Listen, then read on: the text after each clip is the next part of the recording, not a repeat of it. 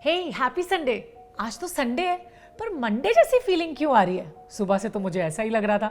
आपको पता है ना, महाराष्ट्र की राजनीति में आज सुपर संडे देखने को मिला। लोग संडे को चाय की चुस्कियों के साथ सुस्ता ही रहे थे, लेकिन अंदर खाने कहीं तो चुस्त दुरुस्त प्लानिंग चल रही थी। दोपहर के 1:30 बजे राजभवन के बाहर अचानक तब हलचल शुरू हो गई जब कारों का काफिला वहां पहुंचना शुरू हुआ। अब मीडिया वालों ने कारों के अंदर जब झांकना शुरू किया तो उन्हें अजीत पवार नजर आए। तो दूसरी गाड़ियों में छगन भुजबल और प्रफुल्ल पटेल से लेकर एनसीपी के कई नेता राजभवन पहुंचना शुरू हो गए थे। जैसे ही सीएम एकनाथ शिंदे की कार राजभवन में पहुंची, राजनीतिक जानकारों को खबर ब्रेक करने में बिल्कुल देर नहीं लगी कि एनसीपी में हो गया था खेला। और क्या हुआ? राजभवन में लगने वाला था मेला। टीवी पर राजभवन के अंदर की हलचल का टेलीकास्ट होने लगा।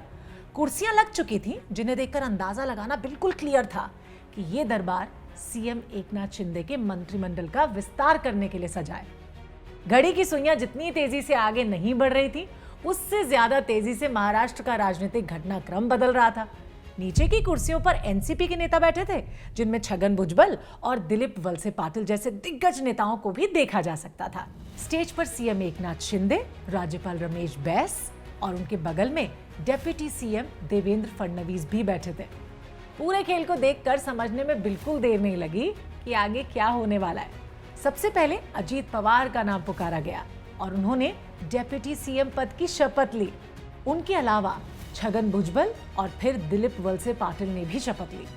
इसके अलावा एनसीपी के जिन नेताओं को मंत्री पद मिला, उनमें हसन मुश्रिफ, धनंजय मुंडे, अदिति तटकरे, अनिल भाईदास पाटिल, बाबूराव अतराम और संजय बनसोडे शामिल हैं।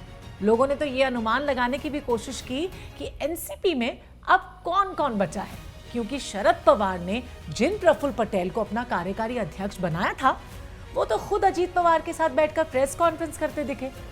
एनसीपी की इस प्रेस कॉन्फ्रेंस में पीएम मोदी के कामों की जमकर तारीफ की गई। सीएम शिंदे ने इसके बाद ऐलान किया कि अब ट्रिपल इंजन की सरकार बन गई है। इससे पहले जब आज सुबह एनसीपी अध्यक्ष शरद पवार पुणे में थे, तब अजीत पवार ने विधायकों की मीटिंग बुलाई और उन्हें भी अपनी बगावत में शामिल कर लिया। ये सब कुछ इतना साइलेंटली हुआ कि शरद पवार को इसकी भनक तक नहीं लगी। शरद पवार ने मीडिया से कहा कि उन्हें बैठक की जानकारी नहीं है, लेकिन उन्होंने ये भी कहा कि महाराष्ट्र विधानसभा में विपक्ष के नेता के रूप में अजीत पवार विधायकों की बैठक बुला सकते हैं। अब शरद पवार की एनसीपी पर अजीत पवार ने दावा ठोक दिया है। उन्होंने कहा कि पार्टी के नाम और सिंबल पर ही सारे चुनाव लड़ेंगे। दावा है कि अजीत पवार के साथ कुल 40 विधायक हैं और 6 एमएलसी हैं। अब ऐसे में उनको कुल 46 लोगों का समर्थन मिला हुआ है। वैसे महाराष्ट्र में हुए सियासी डेवलपमेंट पर द बिग बेंच आपके लिए बहुत सारी ऐसी स्टोरीज लेकर आने वाला है जो आपको शायद ही कहीं और देखने को मिले।